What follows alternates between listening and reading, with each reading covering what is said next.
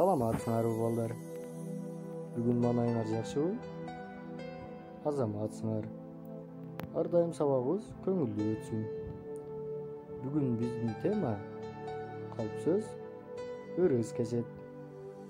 Сабагыбыздын максаты окуучуларга калп айтуу, алдамчылык, чала жабуу, жакшылык алып келбешин билдирүү.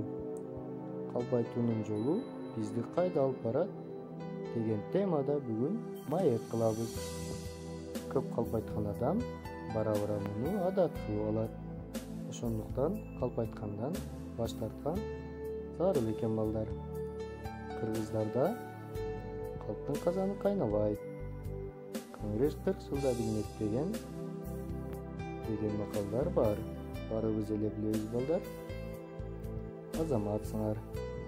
Калпсыз эч качан жакшылык алып келбейт.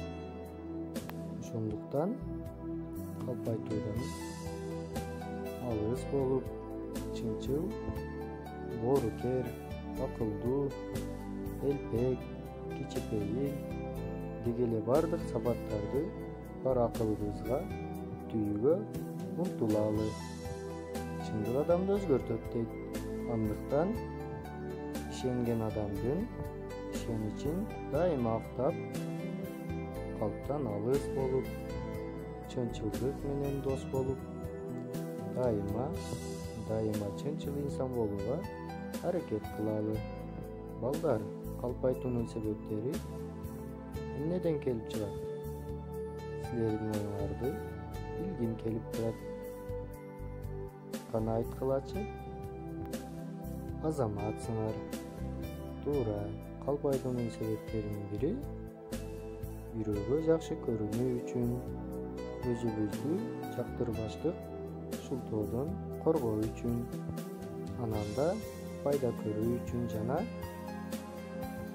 жазадан качуу үчүн экен балдар. Мына балдар, бүгүнкү сабагыбызда аягына келүүдө.